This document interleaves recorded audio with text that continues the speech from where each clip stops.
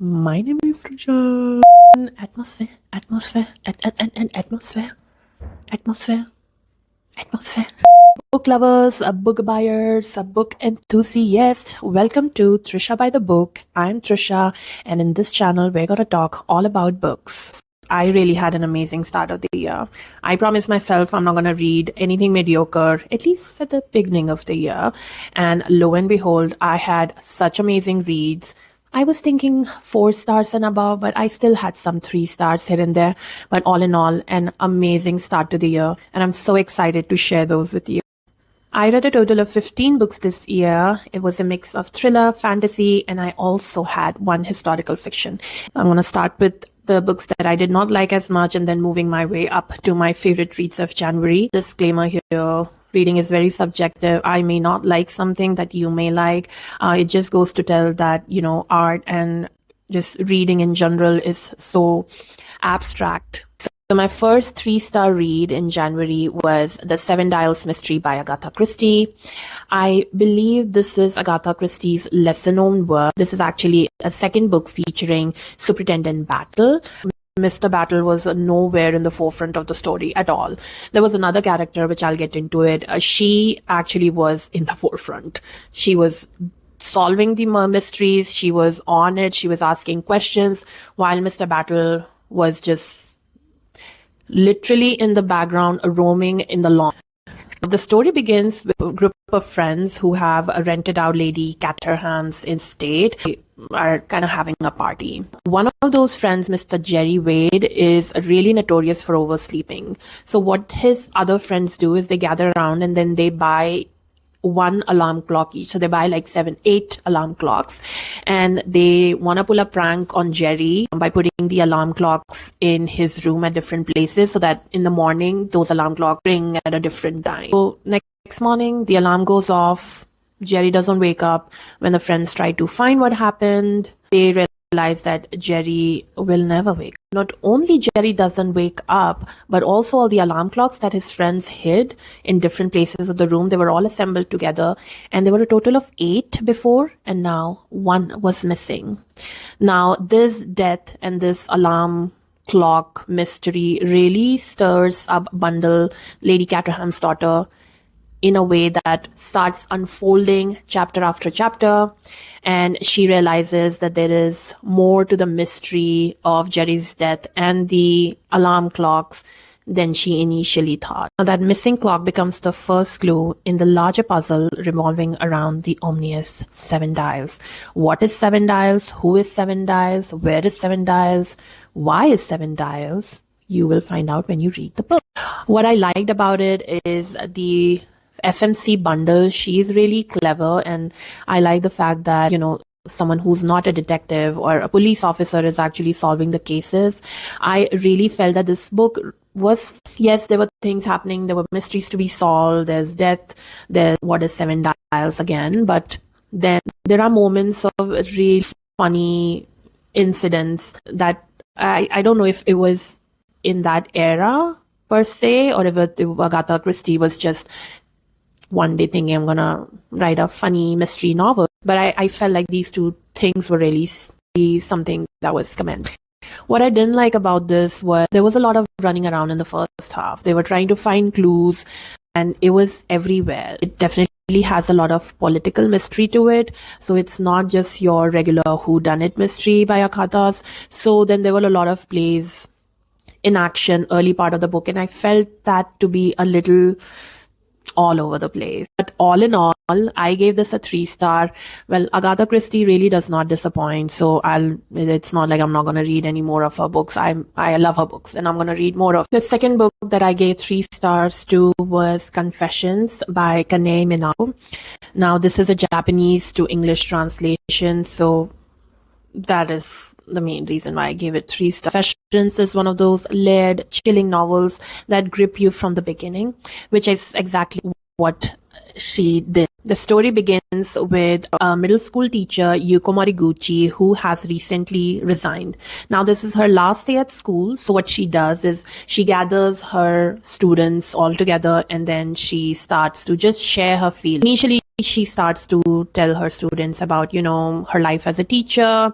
She goes on a little bit about her own personal life, how she turned down her boyfriend's proposal, and how she loves her 4-year daughter, Manami, and how her love really inspired her to do the things that she has done. Confessions is a 4-part short stories, but they're all interconnected. Now, the connection actually begins with the first story itself, with the Yuko story and her daughter. So Minato structures her book in a series of interconnected stories held together by the first story. And that was exactly the reason I didn't enjoy it that much. I felt like the same story was being repeated over and over again.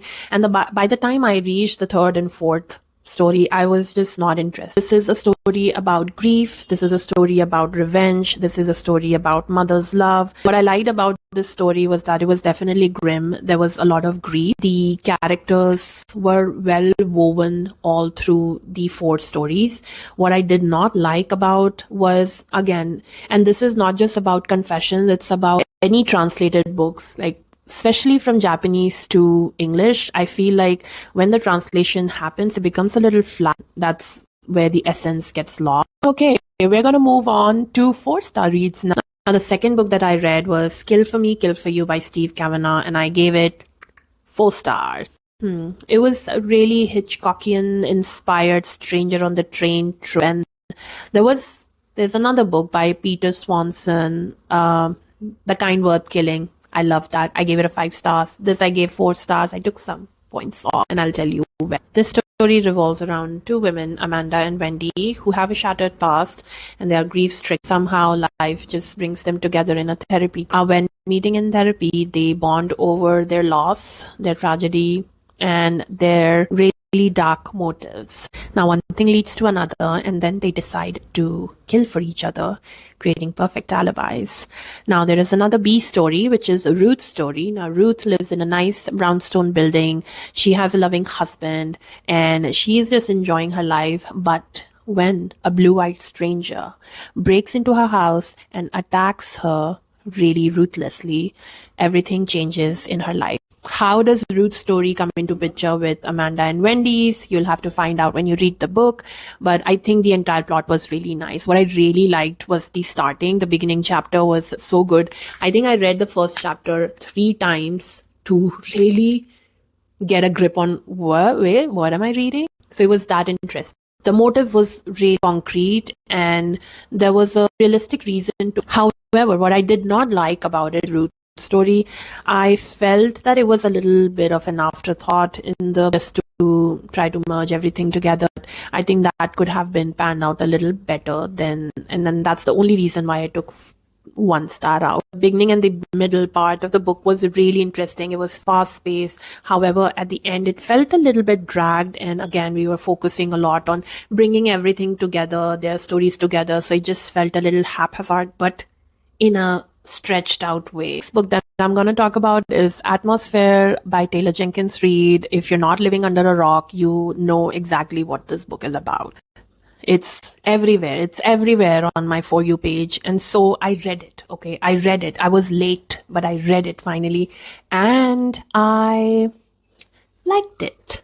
I liked it. I really liked Atmosphere by Taylor Jenkins Reid. I gave this a 4 star. Atmosphere is a story about Joan, who's an astrophysicist at Rice University, and her journey towards being one of the women scientists at NASA. First women scientists at NASA. So now, while the book very much revolves around Joan's struggles into getting into NASA and how the gender bias and everything plays, like how hard it is literally to be an astronaut at NASA, it also revolves around her personal life, her overbearing sister who also has a daughter that Joan loved the relationship that she had with her niece. I think that was so beautiful. I think what Taylor Jenkins Reid does beautifully is the relationships. Like, it doesn't have to be the A story, the B stories and the supporting characters also have like a really, really nice, beautiful, well-woven, interconnected relationship. I mean, kudos to Taylor Jenkins Reid. She really pulled off a solid queer romance in the middle of a pretty ambitious plot. Like, come on, talking about space, being an astronaut, and then throwing in your personal life and then throwing in romance. Joan, how did you do it? I absolutely could not. This is about Joan's journey into NASA. This is about space, science. It's about gender bias. This is about Joan paving her way into a male dominated industry. But it is also about her relationship that she has with her family members, her relationships with her partner. Every character was so lovable. I loved every single character in Atmosphere other than her sister, and they were well thought of. I think she took her time to add depth to the characters, which I really loved. I think the queer romance was done really beautifully. Even though it gave me a little Seven Husbands of Evelyn Hugo vibe, I still think that it was done really well. I went into the mindset that it was going to be an astronaut's journey, a space-driven, science-driven, and it was, but only maybe 20-30% of it. Majority of the book was about Joan and her personal life and her struggles and stuff, but also like very much about the romance as well. How Joan, being part of NASA and her journey, really brought her out of the shell and really helped her in different avenues of her personal life as well, which initially was not the way. This is something that I've seen and experienced firsthand as well. So I felt that was so relatable. And that's the reason. That's absolutely the reason why I gave it 4 stars. I felt connected to it. It didn't feel like I was reading someone else's story, even though I'm not an astronaut and never aspired to be. This book just gave me the warmest hug ever, and I absolutely loved it. And I think you should definitely add this book if you are a fan of Taylor Jenkins Reid, or if you're into space sci-fi books but still really like the romance. Book number 5, Mystic River by Dennis Lehane. Dennis Lehane's Mystic River is an intriguing story about 3 friends, Sean, Jimmy, and Dave. The 3 of them are childhood friends, one of those 80s, 90s kids who used to play outside on the street. These kids from Boston, they were pretty tight when they were kids, but as time passed, they grew apart. Sean grew up to be a cop. Jimmy, he had a rough past and he went to the prison for some time, and then he got out and he's now living a really simple life. Dave also is living a quieter life in Boston. However, he is definitely scarred by something that has happened in his childhood. They've all grown up, they have their own life, they have their own families, their own careers, but they all come together one tragic day. Jimmy's daughter gets kidnapped and no one knows why. And since Sean is a cop, he obviously gets involved in the case of Jimmy's missing daughter, and that really unravels a lot of secrets that they've had in the past so many years since they were kids. Now, who kidnaps Jimmy's daughter?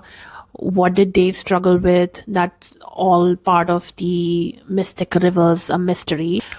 There is a little bit of a mystery about who kidnapped Jimmy's daughter, but more importantly, I think there were a lot of facets of all 3 of their lives. That was really intriguing. What makes Mystic River so powerful is the grim realism. Lehane doesn't shy away from writing about the darkness of human nature, yet he makes it so compelling, page after page, that you just get hooked. Mystic River might be the book for you if you're really into dark characters and a little mystery thrown. Book number 6, The Only One Left by Riley Sager. This might be my favorite Riley Sager book of all time, or maybe I just need to read more. Kit is an ex-nurse who recently lost her job due to a really huge scandal. Now she's hired as a caretaker to Hope's estate, but Hope Estate also has a very tragic past. This huge house and the second chance at her employment isn't the only thing that's an intrigue for her. In 1929, Lenora Hope, the person who Kit is going to take care of, was accused of killing her entire family. Lenora is really infamous all around the town because she did not get convicted for her family's murder due to lack of evidence. Now, Kit is really excited to take care of Lenora. Lenora cannot walk, she cannot talk, all she can do is type, and that's how they communicate in secret. Now, Kit is also living at Hope's End, and day by day, the more she interacts with Lenora, the more she gets intrigued by her story. She too is very nosy and wants to know what happened back in 1929. Did Lenora kill her family? If she did not, then who killed her family? What happened to them? What was the story behind it? And she really starts a communication with Lenora over the typewriter, where Lenora also gives her a little bit of story day in, day out. Definitely thinks that this house is haunted. Now, the more she talks to Lenora, the more she uncovers the truth behind what was the story back then and what the hell is happening in this house. The twist was really taut, gripping, and chill. I think I caught on to it a little bit towards the end, but it was a good shocker all in all. Another 4-star read for me was Foe by Iain Reid. I have also included another Iain Reid book in this list. Foe is a story about a couple, Hen and Junior. They both are living a very laid-back life in the farm. This is set in a dystopian future where Earth is overpopulated and people are selected randomly in a lottery to go to other planets to habitate. Now, why is this relevant in the story? Because Junior is one of those people. Now, Junior gets selected to go on this mission, leaving Hen behind their quaint life. Now, one day this rep comes to Hen and Junior's place and tells Junior, hey, you've been selected. You're the lucky one. You're going to go to space. And Junior is definitely shell-shocked, but he can't say no because that's something that you have to do. What creeps Junior out is the fact that everything has been prearranged and he doesn't have to worry about Hen. He doesn't need to worry about his work. He doesn't need to worry about anything. They've taken care of everything. Now this coordinator who's come into their house, he's pushing Junior's boundaries day by day. Now, does Junior go to space? And what are the arrangements that are made if he ever goes?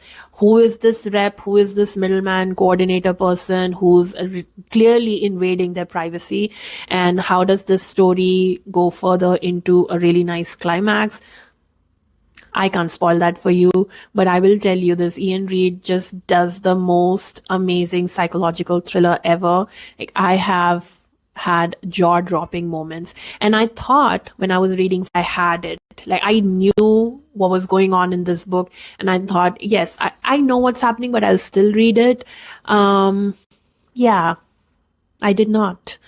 I kind of did, but at the end, like, I was still scratching my head thinking, he did it. It's still 4-star for me because as compared to the other one that I read, this one felt a bit predictable. But if you're a fan of Black Mirror, then you'll definitely eat.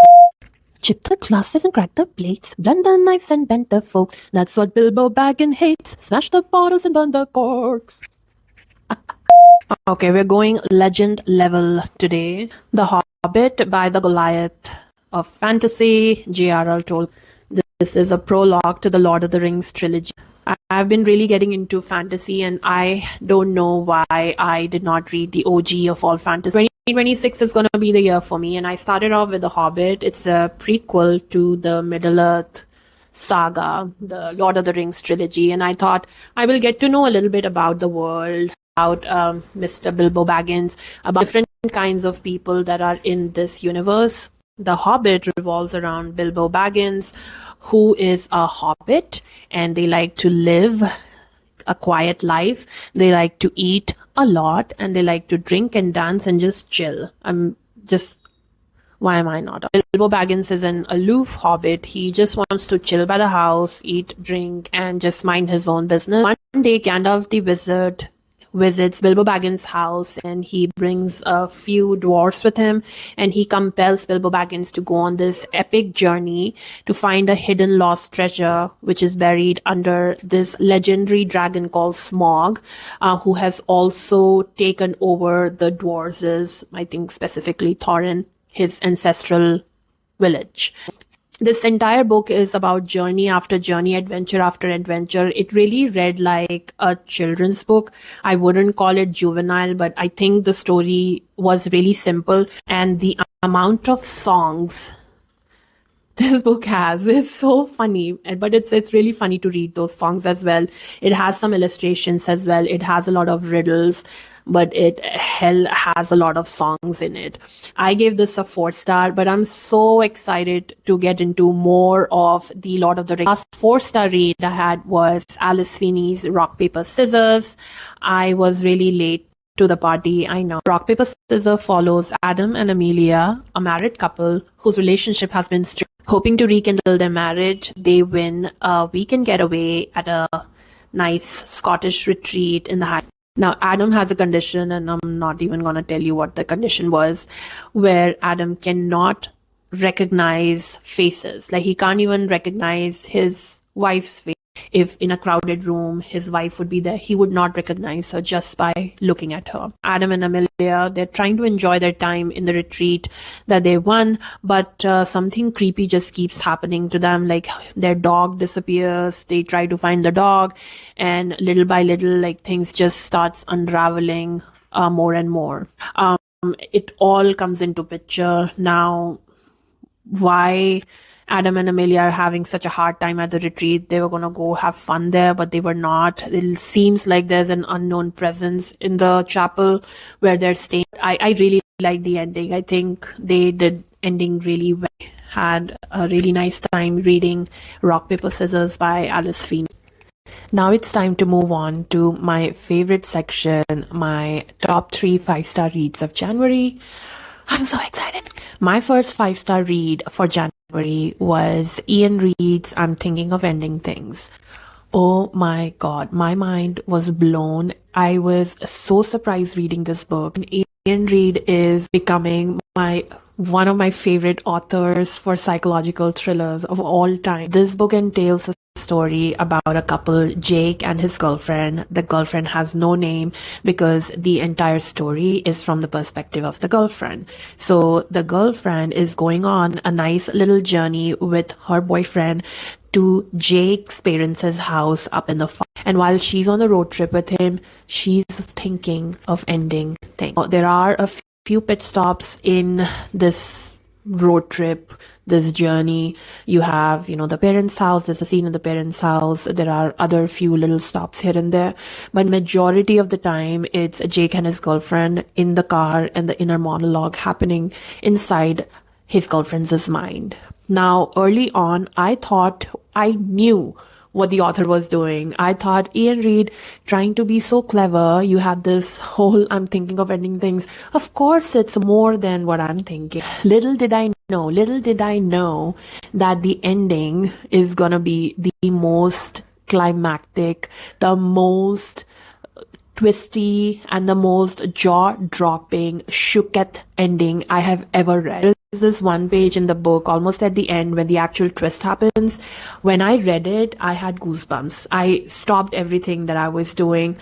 I could not believe that was the twist, and it just took me by surprise. And I was so glad that I read this book. Like, I was mind blown. So, of course, once I finished this book, I went and watched the movie, which was amazing. Gives you that a little claustrophobic feel. The subtle ways that she has inserted some icks that I never knew I had, mind blown. It was so funny. It's been a very long time that a psychological thriller thrilled me psychologically, and this was it. So, if you love psychological thriller, dark, twisty, mind F endings, then please do read I'm Thinking of Ending Things, and then go and watch the movie as well. So you can see there's a big gaping hole here on my bookshelf, and it's because I read 2 long books this January. I'm talking about the Red Rising saga. These are the later installments of the Red Rising series, Dark Age and The Lightbringer. Oh, I love these books so much. I want to tell you so much about these books, and these are the books that I really can't tell anything about because I don't want to spoil anything. I don't want to spoil a single thing, but I will still say a few things about it. A lot of people prefer the first trilogy, which is the Red Rising, the Golden Sun, and the Morning Star. However, I think the later half is equally as good. This is a sci-fi fantasy series I was really bombarded with every single booktuber talking about the Red Rising saga, and I just gave in. I did not have any expectations. I didn't read nothing about it because I wanted to go blind, and I'm so glad that I did because I was just shook. The series is set in a world where Earth was so overpopulated that they had to literally go out, look for homes elsewhere. People are living on Earth, people are living on the moon, people are living in all the planets in the Milky Way. Not only planets, their moons, asteroids, anything, any land that they can find in the Milky Way, they are living there, except for the sun. And I hope no one's living there. Because people have for many years lived in all these different places in our galaxy, there are different colors based on the occupation that you do. So there's one color who only does medical work, others are like police officers, others are lawmakers, politicians, and then there are layers to it, and you kind of get privilege depending on what color you are. So the highest color is gold and the lowest color is red. Now red is the color of our MMC Darrow. He's a red who's living in Mars, and he is responsible with his entire red clan extracting helium from Mars, thinking that one day when they have enough helium extracted, they can call off people and they can start habitating Mars. Little does Darrow know that people have been living on Mars for the past, I think, 100 or 300 years. So that really sets into motion about, equality, fight for your basic rights. What I really loved about this book is, of course, the premise, the story, the world building, but also the characters. The characters are so gray in their core, but the decisions that they make have to be black or white. So I really like the fact that that moral dilemma that everyone goes through, plus the characters, the main character, even the supporting characters, I think they're one of my favorites, maybe more than the main character themselves.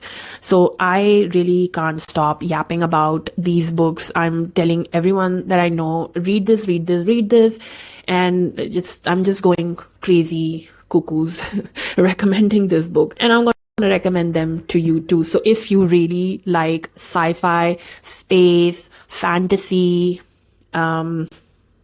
action, if you really like an action-packed book, read The Red Rising, read the first 3, and I'm sure you're gonna catch up to it. And I'm so excited that I started reading these this year. Like, I finished the saga. The last installment of the Red Rising series is coming this July, and I'm so excited. I'm glad that I finished it before. I don't know, maybe I'll read it before it comes out. This is by far my favorite series, 2025-26. And if you need any more convincing, let me tell you this. Read The Red Rising, the first book, and in the first 50 pages, if you haven't shed a tear or if you haven't felt something in your heart, don't read the entire series. Mic drop. I am that confident. This book made me laugh, made me cry, made me angry, and there is no book in this world that made me do this. And I was cheering for the characters. This is hands down a really easy 5-star for me. So yeah, these were the 15 books I read in January. I started off the month really strong, and I hope I can carry that throughout the entire year. I don't know if I'll be able to read 15 books every month, but one can hope. Please do share in the comment down below what your favorite reads have been, either in January or 2025. I am always looking for recommendations, so please share with me your most beloved books, and I probably will read them and we can have a quick chat about it. Thank you so much for watching the video. Please like and subscribe, and I will see you soon.